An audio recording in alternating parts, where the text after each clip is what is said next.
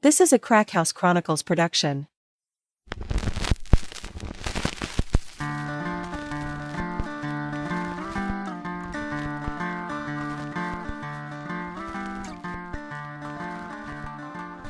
Welcome to the Crack House Chronicles, your favorite true crime podcast. I am Donnie, and with me is a man whose best exercise routine is described as a power walk to the fridge for a beer. You got to grab another beer. Yeah, and you have to do it in a power walk? Yeah. Yeah, I go to the mall and practice. Or do you Stay in shape. be one of the mall walkers? Yeah, stay in shape on that outside lane. If anybody at the mall asks you, I'm power walking so I can practice going to the fridge for my beer. In training, have a shirt that says in training. That's hilarious. That is hilarious. Yeah, people ask me about my shirt. There you go. What's going on today, dude? You know it, same old, same old. Yeah, rocking and rolling, doing an episode. Yeah, man, ready to get it done. Yeah, Be exciting today. Yeah, we got a good one. You got any good shout-outs? Anybody you want to talk about? Hey, look at there. Oh, dude. We have a brand new Apple Podcast 5-star review coming in here, and it says, Dale and Donnie are great storytellers. Oh, man. 5 stars. Hey, we just like Mark Twain or something. Yeah. And now this comes from 488-579-216-70752. Oh, man. So that's a cool name. 8675309. Yeah, it's close to that. Anyway. Anyway, it says, thank you for always being respectful of the victims and their families as y'all tell these stories. Keep up the good work. Man, good enough. Simple, huh? simple. Yeah. We appreciate you being there. Appreciate you giving us the 5-star review. Appreciate you putting something in the box to let us know you did the 5-star review. And thanks so much for those kind words. We appreciate it. Yeah, we really do. If anybody else wants to be like 8675309, all them numbers, you can go to Apple Podcasts and leave a 5-star rate and review. We'll get a notification, and we will give you a big old shout-out. We sure will. Yeah. And you can go to the store page, get you something cool to wear, get you a T-shirt, get you a mug. If you're wondering, that link is at our website. Yeah, it is on our website. Yep. Yeah. That's right. I think that's about it. Yeah, man, we got to get rolling. We got somebody important to talk to. We've got somebody good to talk to tonight. We've got an interview we got going on that's going to help a lot of people and inform a lot of people about some different things. That's right. Yeah, so stay tuned for that, and we'll be back after this short break, Dale. Let's do it. All right, Dale, we're back. All right. And you know, dude, we've had a recurring theme on the show where we've talked to a lot of different people who help law enforcement and help the public in many, many different ways. Yeah, for sure. Yeah. You know, we've interviewed a polygraph examiner. I'm not going to say lie detector. No. We interviewed a polygraph examiner. You'll get chapped. Yeah. Dave Bryant, right? Yeah, we've interviewed a lot of people that help dog trainers, canine trainers. And we've got a guy on the show today. He's doing. I'm excited. Oh, he's doing something a little bit different, and he came to our work where we work. Yeah. And trained us on active shooter response. Yeah. And trained our company on this. And I was like, me and you were talking. I said, we got to get this guy on our show. Yeah. It's like, go ask him. Yeah. So I approached him when I went to my class there at work, and he was very responsive to do this show for us and come on and I'm just thrilled. Answer some questions for us. But we've got Lupe Salazar. He is with the Salazar Security Group. They're out of Arlington, Texas, but they've got a big firm there, and they do a lot of different training, and they do training on active shooter response and a lot of other stuff. A lot of other stuff too. But we're going to get him to tell us all about that. But we want to welcome Lupe Salazar to the show. Welcome to the show, dude. Welcome, bud. Thank you very much. How you guys doing this evening? Man, we're doing great. Doing well. I'm excited to have you on the show and talk about some different things. Well, thank you for having me. I'm excited to be here. Yeah, but before we get going, tell us a little bit about you and what your company and what got you involved with it. Well, I started this when I was about 19 years old. I always wanted to get into some kind of law enforcement, but more on the corporate side. I was always fascinated with the corporate side of security and large events and international security. And I've been a private investigator for a long time and also specialize in large event security. But about 10 years ago, things started changing for my company. We started getting a lot of requests, specifically with churches, on how to help people put a plan together to respond to an active shooter threat. And that came into play. And now what we're doing primarily is helping a lot of churches, a lot of businesses, teaching them how to respond and put a plan together. And so that's our primary focus right now on business. Okay, cool. Very cool. Yeah, very, very cool. That probably come about after that Dylan Roof shoot and all that really ramp stuff up on those church stuff, I guess. Yeah, it started a lot with churches. Unfortunately, churches are the last place now in America where people still have a lot of holes in their security. You find big churches and little churches that don't do proper background checks on volunteers, and maybe we want to trust people and leave the door open and let people come in, and that's what the church is all about. Church is like a hospital; it's full of sick people, but you still have to protect the people that are in there. Oh yeah. And so that's how it really wrapped up that in a lot of schools. So that's what we do. We specialize in helping companies and teaching people how to react to a shooter. There's an FBI statistic that states that people that attend at least a 1-hour active shooter class have an 80% chance better survival rate than people that have never thought about it at all. So just by attending the class, you raise your chances of survival by 80%. And that's kind of like everything in life, especially when it comes to security. Spending some time on situational awareness, being prepared, having a plan in your head, you lower your chances of being a victim quite a bit. Yeah, that's a big number. Yeah. So since you've been involved with active shooter training and stuff, how has the field evolved over the time you've been involved with it? How has it changed?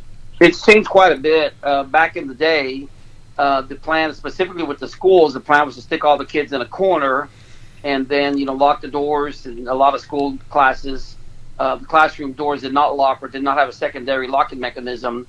So I'd stick the kids in a corner and, sit quietly, wait for the police. Well, unfortunately, after Sandy Hook, all that changed because the guy came busting in and all the kids were in the corner. And I hate to say this, but it's literally like shooting fish in a barrel. All the kids were just sitting there. Yeah. And that's when the Department of Homeland Security and the FBI got together and said we have to do something different. And back then, about 10 years ago, there was a program called the Run, Hide, and Fight program, and it's evolved quite a bit. So now most schools across America utilize the Run, Hide, and Fight program, and that's basically, and we can talk more about this in more detail in a minute, but it's exactly what it says. If you can get out of the building, get out of the building. If you can't, then hide, and then if you have to, fight back. But don't just stand there and be a victim. Don't just sit in the corner and wait to get shot. Yeah, that sounds like great advice, yeah, for sure.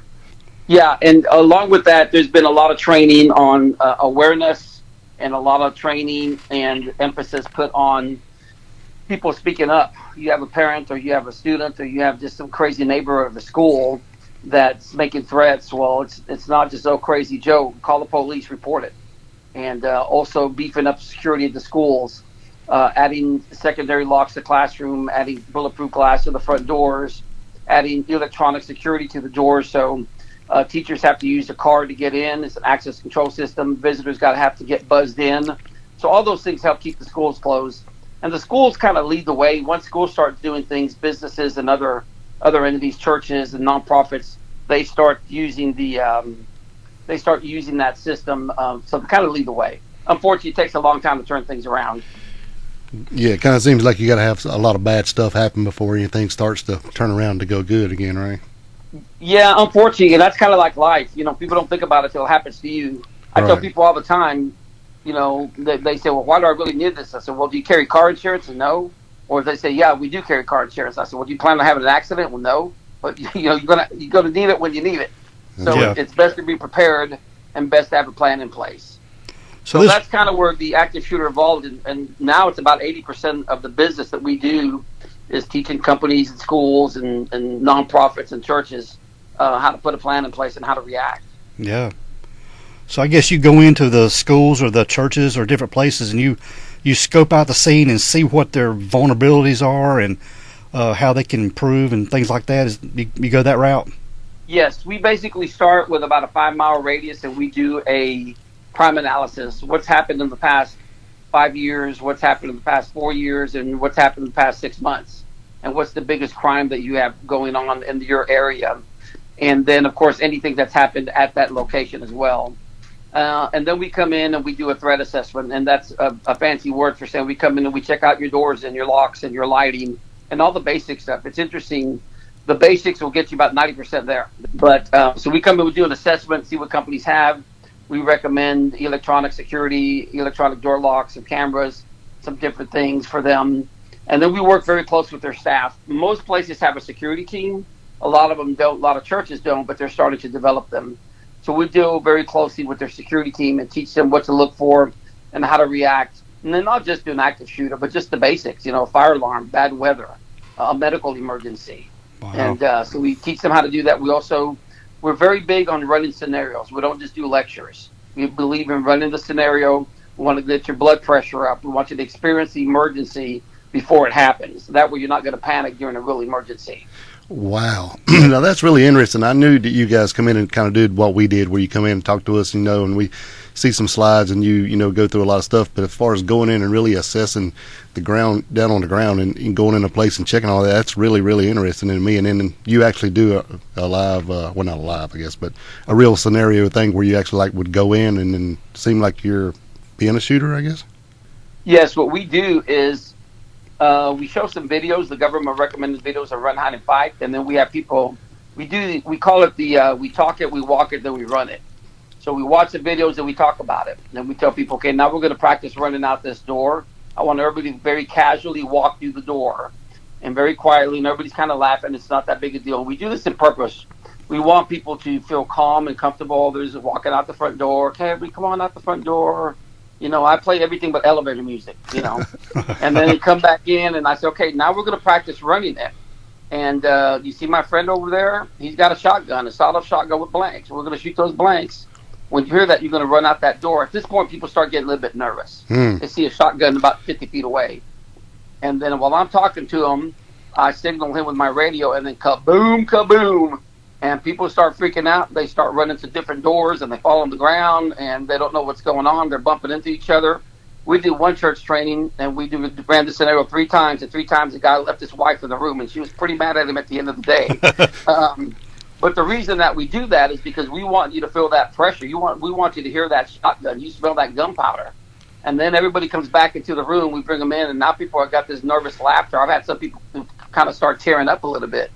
And they're really nervous about it and say, okay, this is the real thing. And you knew we were coming. You knew we're shooting blanks. We're wearing big yellow vests, the same instructor on it. But now during a real emergency, you see how fast it was, how fast your heartbeat is running, how difficult it was to get out a door you've come in and out of for the past 10 years at work. So the scenarios and the simulations are very, very important when you're training people to do this. I tell a story about my daughter. When I taught her how to drive, she was 15 years old. And I took her out to a parking lot. We're talking about safety. And she said, I know you've been telling me about safety my whole life and PerkSec or personal security. I said, no, but driving is different, baby. You're going to be all by yourself out there. If you get into a car wreck or if you have a flat tire, you need to know the safety procedures. And you have to, first of all, make yourself safe. And then secondly, you have to call for help, call the police. Then you have to call me and let me know what's going on. Then you have to help other people. She said, I know. And I want a BMW like Mommy's, and I want a sunroof. I said, girl, you're crazy. So we go out for our first drive. We get in the parking lot, and she said, hey, I want a big sound system on a Bose stereo. I said, you got to think safety. She said, I know. So I get in the car, and I take off like a madman. I'm doing circles, and I'm doing this and that. And I look over at her. She's pale, and she's holding on for dear life. I stop the car real quick. I said, get out. This is an emergency. And I drive up about 20 feet, and she's sitting there frozen. She's just frozen solid. So I go and I pick her up. She said, take me home. And she's crying and screaming, and we take her home. And so the next week I said, you have to pay attention. If you have a real emergency, you cannot panic. You have to know what to do. So she said, I know. Call the police, help other people. I said, okay, she's not taking it seriously. Right. So this time I'm starting to go backwards. All the training that I've had in all my 40 years of doing this, and I'm driving like a madman. And she's holding on for dear life. And I stop the car and say, get out. This is an emergency. And I pull up about 10 feet, 15 feet. And I see her reaching for her phone. I think, okay, good. She's going to call me. She's doing something. And she puts the phone down. She's talking to somebody, and then she puts the phone down. Then my phone rings, and I hear, she called my mom, man. She ratted me out. My mom called me. My mom yelled at me for an hour. What are you doing to my granddaughter? She's scared to death. And then anyway, a few months later, my daughter's going with a friend, and her friend's dad is driving. They're in the back seat. These are 2 15-year-old girls with an adult driving. Going about 10 miles an hour in a residential neighborhood, and a kid runs out, and bam, they hit the kid. Oh, and this kid goes flying backwards. And my daughter said, I could see him flying. She said, I could almost hear his head go thump when it hits the ground. Her friend sitting next to her starts screaming full blast, just screaming bloody murder. She reaches up to the father and says, sir, he's frozen. His hands are frozen. She says his knuckles were white on the steering wheel. He didn't know what to do. Her friend is screaming in her ear. She's shaking the father. He's frozen solid. She looks up, there's blood pooling, about 2 feet of blood around the kid's head. She reaches over, turns the car off, gets out of the car, calls the police. They ask for an address. For some reason, she ran 4 houses down the street, but she gave them the address. The police, the ambulance shows up. They save the kid's life. Why did she know what to do? Because we practiced the emergency before it happened. Yeah. And that's why it's important to go through these classes. That's why it's important to think about these things. It's important to watch the videos and the lectures, and it's also important when you can to go through the simulations. You want to practice the emergency before it happens, and that way you're not going to freeze. You're going to panic in a real emergency situation. You know, you were talking about the run, hide, or fight. Let's talk about that for a second. You know, it being a high-stress situation, what factors should influence that choice of which one to take? That's a very good question. First of all is, where's the bad guy? That's the main thing. If you can see the bad guy and he's walking towards you and you have nowhere to go, hide. Hide wherever you can. If you see the bad guy walking away and there's a door close to you, get out that door. Get out of the building. Your main goal when possible is to get away from the bad guy, get out of the building. We tell people to utilize your fire rendezvous points when you practice fire drills. That way everybody knows who got out, who didn't get out. But it all depends on where this guy is. Let's say you have a business that has an office up front and a warehouse in the back, and the shooter comes in the office and starts shooting. Well, you're way back in the warehouse. Get out of the building through the back doors and get away from the shooter. But all that depends on where the shooter is at the time. So run is the first, well, it may not be the first, but it's the first goal is to run away from danger, get out of the building. That's the number one thing. Mm-hmm. And while you're doing that, leave your stuff behind. You know, I tell people, I train a lot of police officers, I say, leave your Gucci bag behind. You don't need your fancy sunglasses. Just go. And try to take people with you that get people out of the building. Sometimes people will freeze up and they don't want to go with you. Do everything you can. Pull their hair, grab them out. But if they don't want to go, unfortunately, you got to leave them there and you got to get out of the building and stop other people from coming in the building. Once you get outside, call the police, tell them what's going on. So that's the main thing with run. It depends on where the shooter is. So let me ask you this about law enforcement tactics for responding to active shooters. You know, how has incidents changed since, like Sandy Hook? How has, law enforcement tactics responding, how has it changed? It's changed quite a bit. So back in the day of Sandy Hook, law enforcement would show up, 1 or 2 uniformed police officers. They'd clear the area. They'd wait for SWAT. Well, now it's first arrived, first in. So the first officer on scene is the first one going in, looking to terminate the threat. Also, every law enforcement agency that accepts any type of federal money, and they all do, is trained in the run, hide, and fight method. So what you're doing in your business or your school, the run, hide, and fight program, it's what the police have trained with. That's why it's important to utilize this plan. At least you know that when the police are going to come in, what they're going to do, and you're doing your part in getting out of the building safely. So that's the biggest thing. They don't wait for SWAT anymore. First guy that arrives on scene is the first guy that's running in looking for the bad guy, trying to terminate that threat. He's getting information as he can, trying to get people out of the building. But terminating the threat is the main goal. The longer the guy's active with a gun or whatever weapon he has, the more people are going to get hurt. Yeah. Yeah, I mean, it really kind of makes a lot of sense, and you would think they would have thought this long ago. I mean, if you're just sitting in the car out front waiting for somebody and this guy's just continually shooting, you're just wasting a lot of lives waiting. Waste a lot of lives, yeah. You got to go in. And the other thing I tell people to remember is these guys, about 80% of all shooters are male, usually a white male, and most shooting situations are domestic, or the shooter knows the person that works in the building. It's very rare somebody just walks up and start shooting people at random. It happens, but it's rare.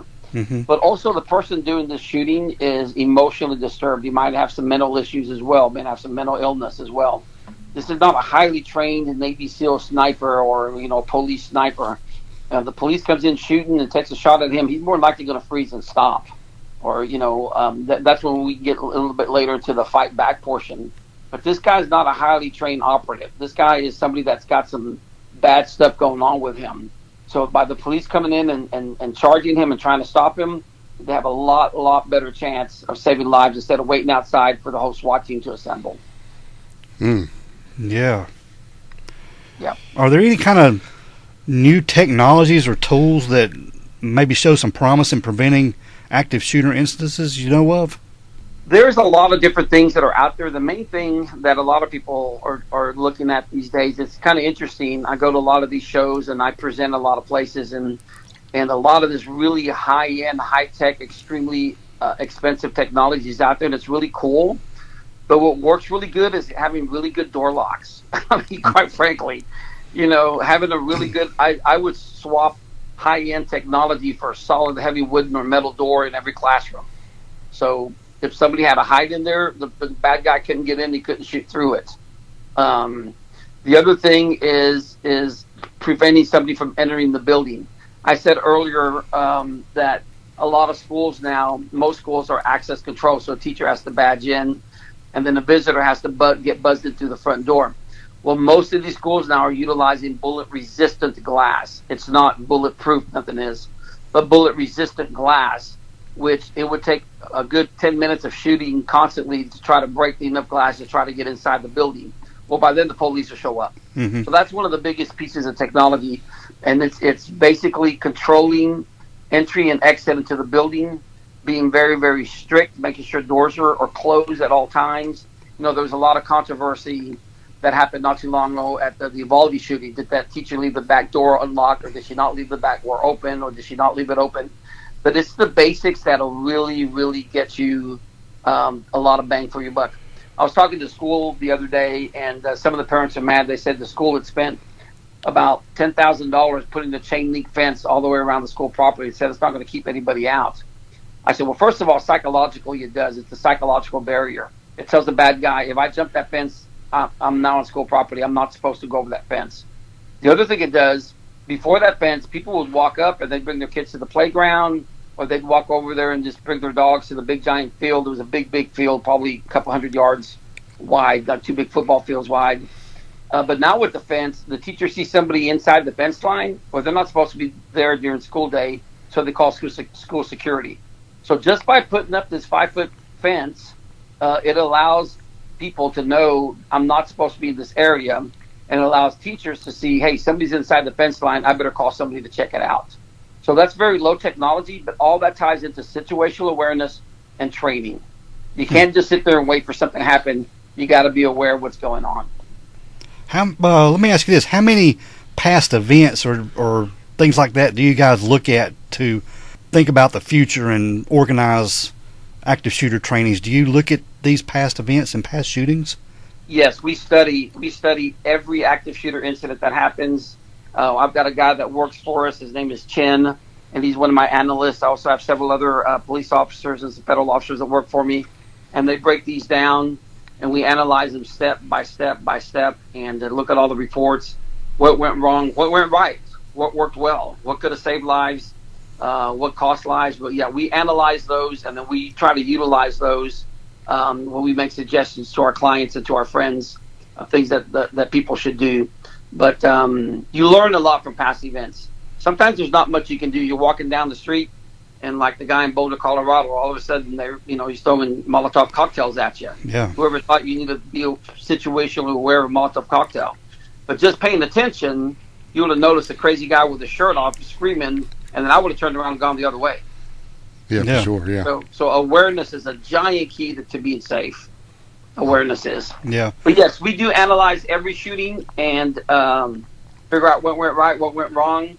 We ask the feds a lot of questions. They're very good about sharing information, usually about a year after the shooting happened. And we try to use that information to make our training better. What advice would you give, like a mother out with her kids on an afternoon shopping and stuff? What advice would you give a mother to be aware of her surroundings and things? Yeah, first of all, have fun. Just, don't be aware, not afraid. I don't want people to be afraid. I believe God is in control of all things. I just think we need to use common sense to pay attention to to the stuff around us. Situational awareness is a key. Mm-hmm. First of all, use common sense. When you're getting the kid, have everything ready. When you get in the car, when you get out of the car, you grab the kid, you put him in the stroller. You have one backpack. You got your keys in hand. Put the phone down. Put the phone down. Did I say put the phone down? Put the phone. I think you may have said put the phone down. Yeah. The phone is one of the biggest distractions of people's safety. And bad guys are looking for people that are looking down at their phone because it makes them a target. So first of all, be aware of your surroundings. You pull up to an area, pull up to the park, you pull up to the grocery store, look around. Hey, first of all, try to park up front. Even if it takes an extra 5 minutes of driving, I tell my wife and daughter, drive around till you find a parking spot close to the front. Then look around. There's normal people, everything looks fine. If there's some guy standing out there and he kind of makes you feel weird, trust that gut feeling. Wait just a minute. Give a minute for the guy to leave or go inside or whatever, but trust that gut feeling. So there's nobody outside. Everything is fine. You don't see anybody strange. You got your stuff. You're ready to go. You grab your keys. You grab your kids. You walk inside the store. You look around. I tell people all the time, find the secondary exit. If there's an emergency, everybody's going to rush to the one door they came in. So you should know where the secondary exit is no matter where you go. So if everybody's crowding the front door, you can get out the back door. And after that, just be aware of what's going on, and obviously keep a close eye on the kids, which moms do. But situational awareness is the key. Another FBI statistic states that 70% of crimes against people, meaning a purse snatching, an assault, a sexual assault, a burglary, not a burglary, that's a habitat, but a robbery of a person, 70% of those are crimes of opportunity. Just by paying attention to your surroundings, you lower your chances of being a victim by 70%. Wow. So that's the first thing. The second thing is don't fall for scams. There's a lot of scams going on these days. There's people trying to hand you cards. You come back to your car, there's a $20 bill and a note on it. If you're not sure of something, go back inside and ask for the manager or just call the police. Especially at colleges, people are lacing these $20 bills or lacing these notes with a chemical, and you touch it, and a few minutes later you start feeling dizzy and drowsy, and that's where the guys want to attack you. That's a specialized thing, but it does happen a lot on college campuses.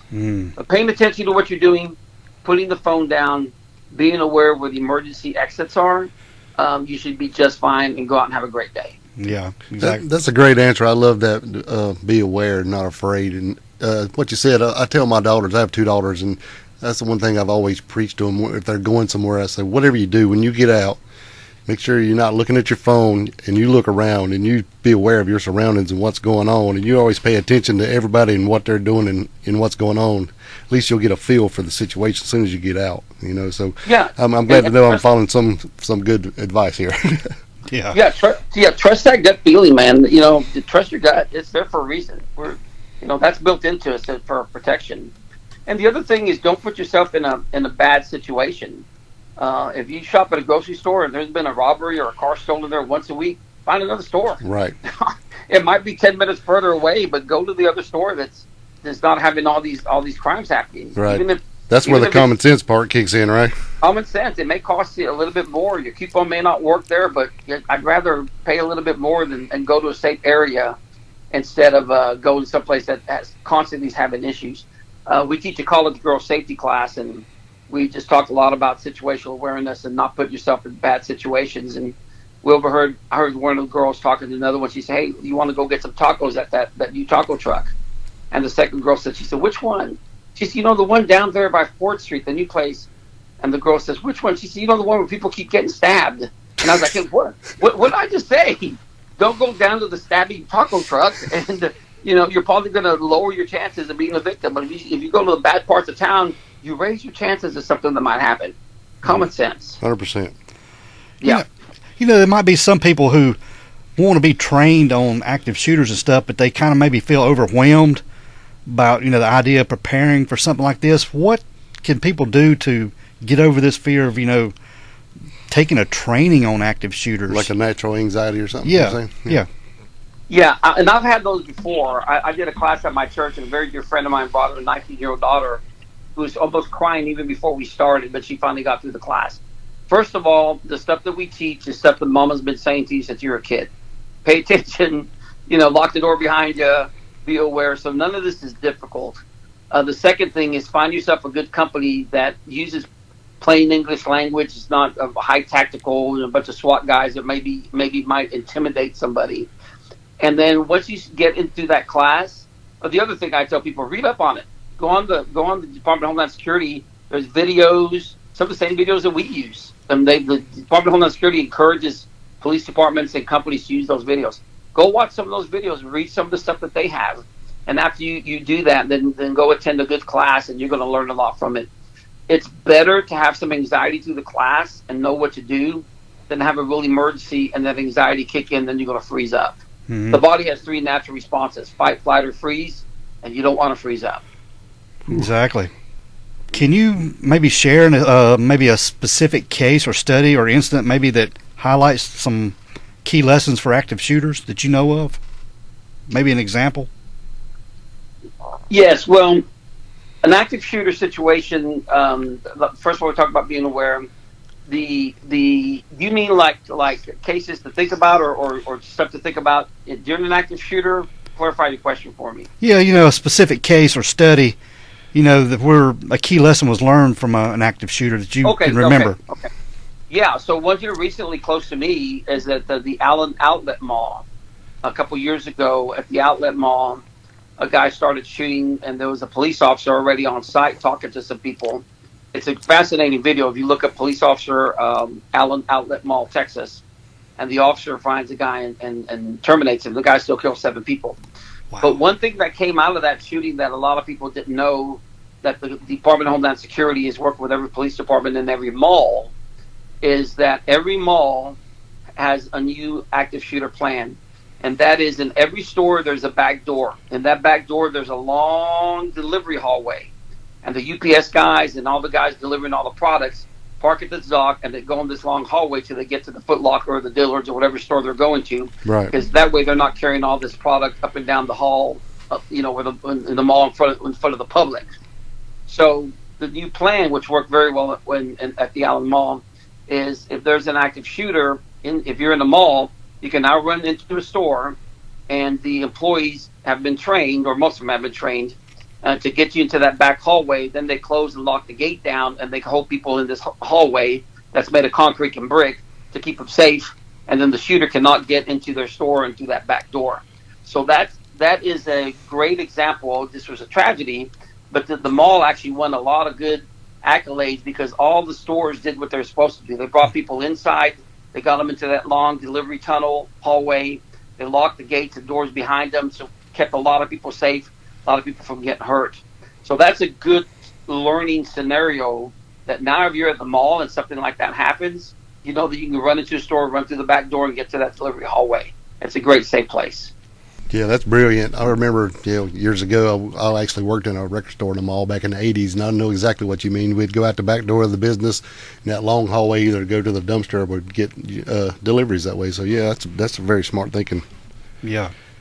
Yeah, and people have not even thought about that, but now the Department of Homeland Security and the FBI are working with malls across America, and the malls they're starting to teach them, here's what we need you to do to help keep people safe. Mm. So that's the easy lesson. And if you think about anywhere you go, if you know where that secondary exit is, that's a key. If everybody's running to the front door of a store and the shooter's there, and it's like shooting fish in a barrel, but you're running out the back of the grocery store by the meat market where nobody's at, well, you're running away from danger. You're not going to get clogged up and stuck at the front door. So that's just a common sense thing.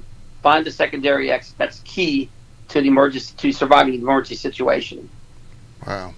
Do you know of any policies or maybe legislative things that are going on that could maybe reduce shooter incidences that you know of? There's a lot of stuff going on. Depends if you're Republican, Democrat, or just another crazy politician. What people are bringing to the floor. There's all this talk about gun control. I don't think this is a gun issue. I think this is a people issue. I do believe in tightening some of the restrictions for gun control.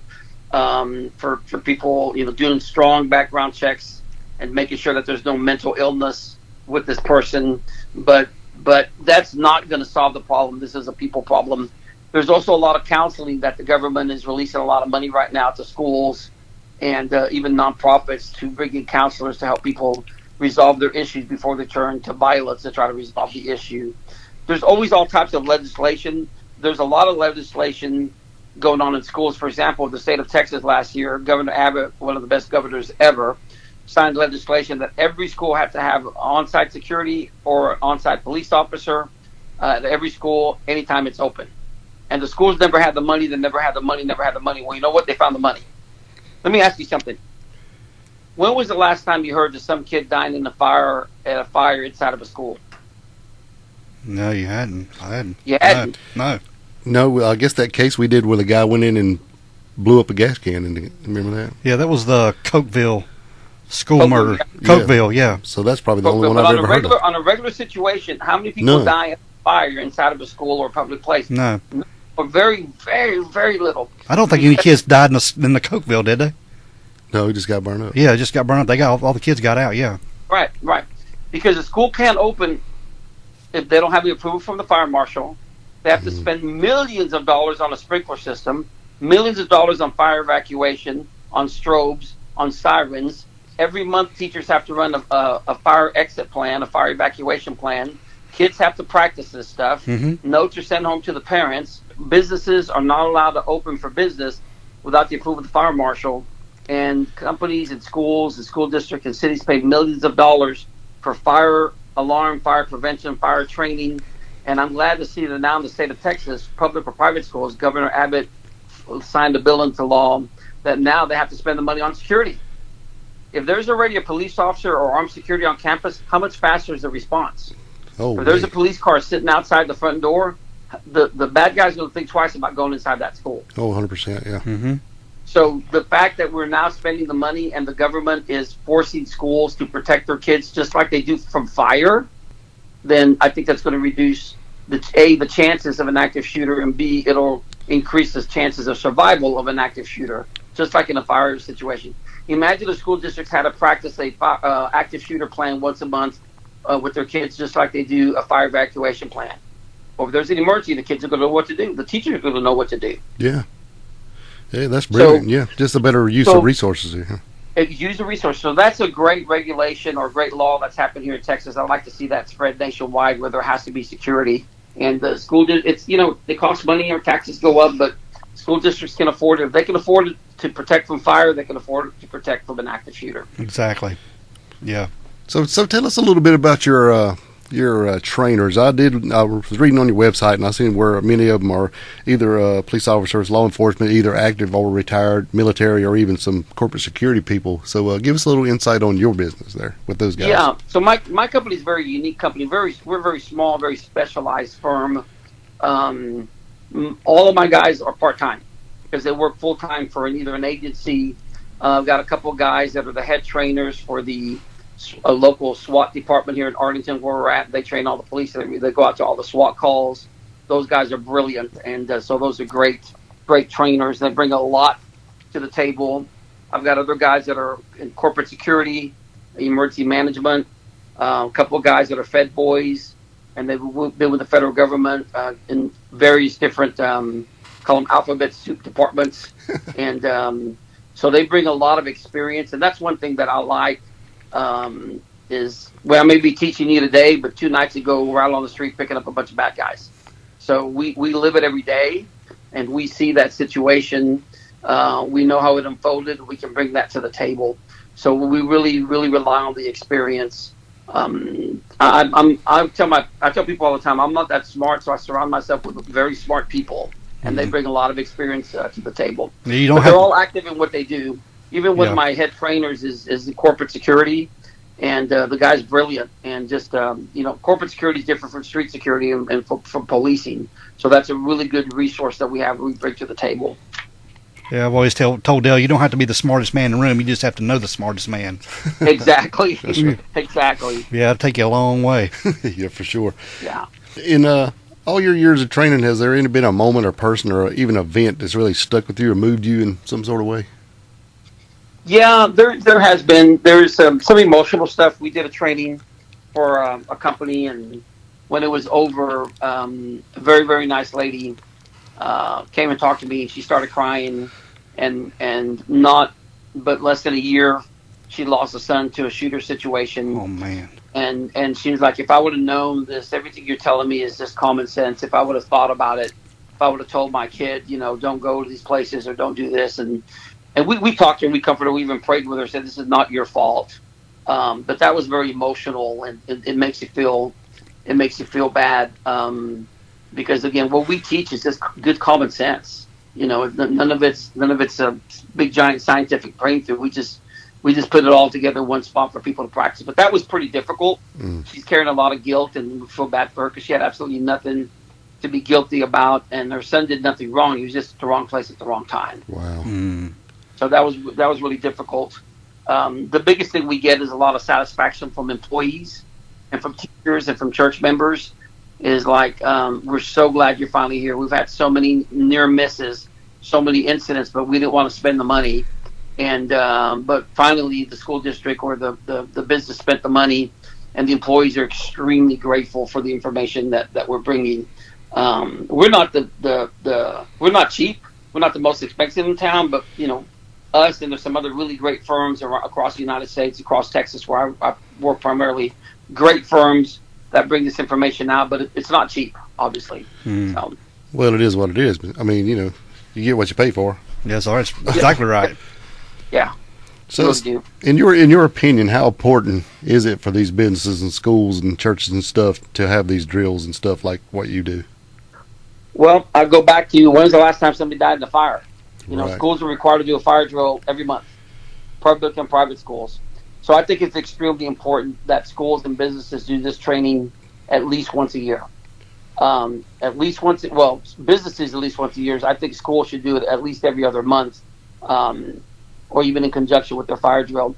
The more you practice something, the more you practice the emergency, the better chance you have of surviving that emergency.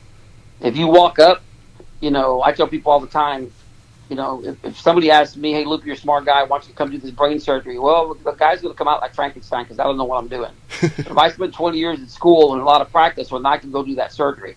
It's the same thing in an emergency. The same thing with an active shooter. The more schooling, the more training, the more preparing you have, the much better chance you have of surviving it. Yeah, that makes a lot of sense, especially in a school. If they did it that often and they continue, is that a word? If they continually do it, then the kids would grow up, year after year just doing this same training, and eventually, it'd be kind of like second nature to know what to do. It really is. And, it's funny, when the kids get out of school, my daughter just graduated college, and my son's in college, but he got to school, and he said, it's kind of weird to college. He said, we don't do fire drills, but I went and looked for all the fire exits because that's where we're taught in school. I was like, okay, well, good. I'm glad you know where the fire exits are, But it's absolutely right. You teach them when they're young, and it keeps people more aware and more safe. And it's important to train. It's important to go to school. Yeah. Yeah, 100%. But why do you think it's important for people to take responsibility for their own survival in situations like this? Well, I think it's important for people to take survival for their lives. It's, you can't rely on the government to do it. You can't rely on your neighbor to do it. It's just the same thing as, you and I get up and go to work every day because it's our responsibility. And I think people have gotten to, this is my personal opinion, I don't want to say lazy, and this is definitely not everybody. I don't want to make a generalization, but people have gotten so used to, well, the police are going to take care of me. Well, the government's going to take care of me. Well, you also have responsibility, self-responsibility. You have responsibility to take care of yourself, to be aware of what's going on. It doesn't mean you have to be an expert marksman or, martial arts specialist, but you need to practice common sense and take care of yourself and your family. It's just a responsibility that I think has gotten away from a country. I deal with a couple of Christian organizations. One of them is a men's Christian organization, and their big push is men need to be men and take their kids to church and don't leave it to the wives. I think there's something to that. Men need to step up and be men, if that makes any sense. Oh, yeah. Absolutely. Sure. Yeah, that's amazing because, when you came to our work and went through this brief training with us, it was sort of like a Cliff Notes version of active shooter on, what to do. But, right. But looking into it more, me and Dale doing podcasts, we're always aware of our surroundings. It's made me more on alert when I go out somewhere. Yeah, my girls hate it. And they're like this, and I'm saying this, and I'm like, listen, you know what we do all the time. I'm constantly thinking this stuff. Yeah. Like, we get it, Dad. We get it. Trying to keep us safe. But and the more you do it, and it's not being afraid, the more freedom it gives you to go out and do something, because my wife is totally comfortable. We go out to eat. My kids are totally comfortable. We go out and do something when they're small. Now they're in their 20s, early 20s, because they know that Dad's in control. Dad knows what's going on. And if something bad happens, they know that Dad's going to take care of it. He saw it first. Of course, I'm in the business, so it's easier to do that.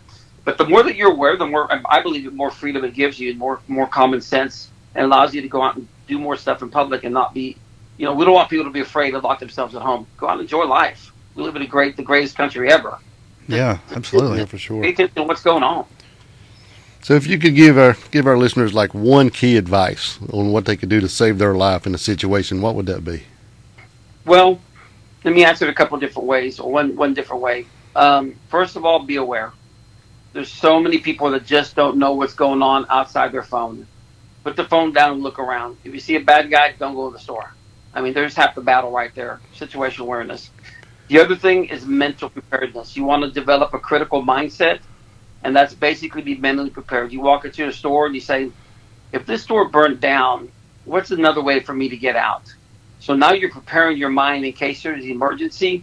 I'm not going to panic and just run to the front door like everybody else, maybe get burned. I know where the back door is. So situational awareness and mental preparedness, and neither one of them are difficult. Situational awareness is looking out the windows before you get out of the car. Mental preparedness is you play the what if game. What if this, I'm at the school or I'm at church and there was a shooting? How would I get out of here? How would I pull my kids out?